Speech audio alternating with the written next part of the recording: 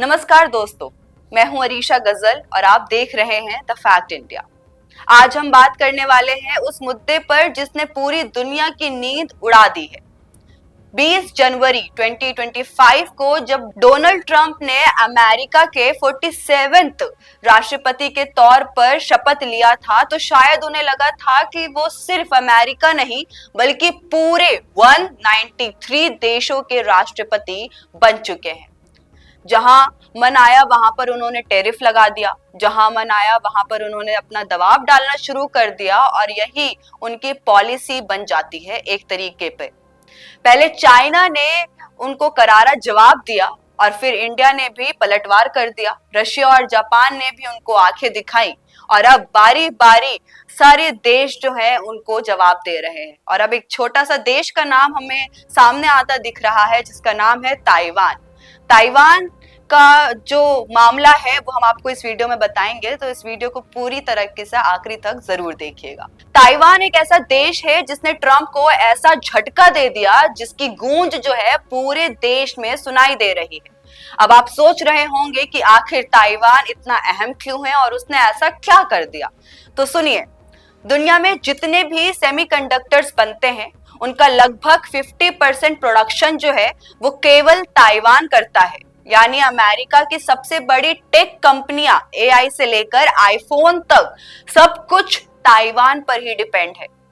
और अब जब ट्रंप ने कहा कि भाई अपने 50% चिप प्रोडक्शन को उठाकर अमेरिका में शिफ्ट कर दो, तो ताइवान ने साफ साफ इनकार कर दिया।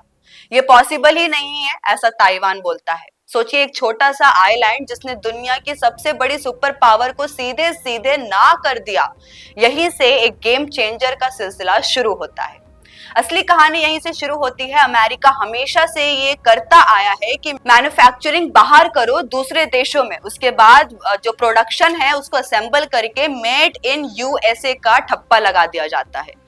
लेकिन अब ट्रंप का नया नारा शुरू हो चुका है, मेक अमेरिका ग्रेट अगेन, यानी MAGA।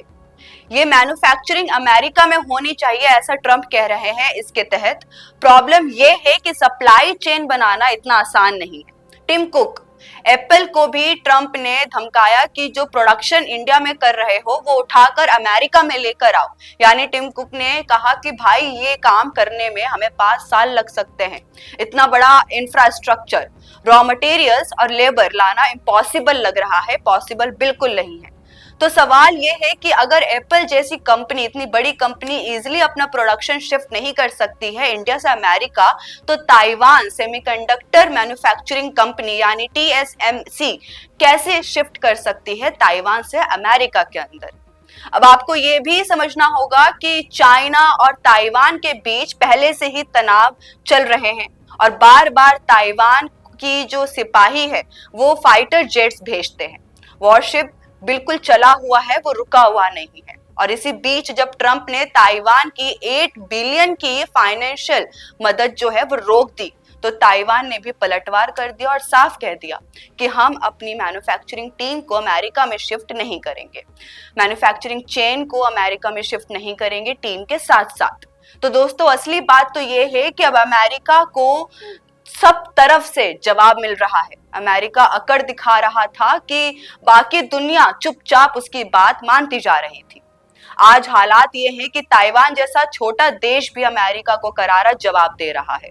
और अगर ताइवान से ये उम्मीद करी जा सकती है, तो सोचिए कल को इंडिया, ब्राजील, साउथ कोरिया जैसे देश भी ज्यादा ओपनली रेजिस्ट कर पाएंगे अमेरिका को। यानी अब अमेरिका का बॉसी एटीट्यूड जो है वो दुनिया में चलने वाला नहीं है। पावर इक्वेशंस बदल रही है और एशिया नई ताकत बनती जा रही है। आपको क्या लगता है, नीचे कमेंट सेक्शन में जरूर बताइएगा।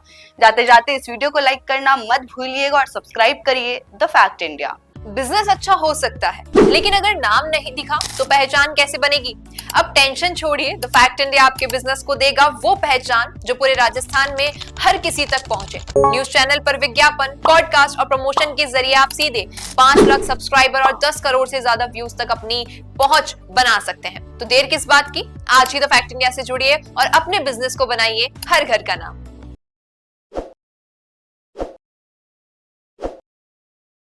ताज़ा खबरों के लिए विजिट करें द फैक्ट इंडिया की वेबसाइट और डाउनलोड करें द फैक्ट इंडिया ऐप।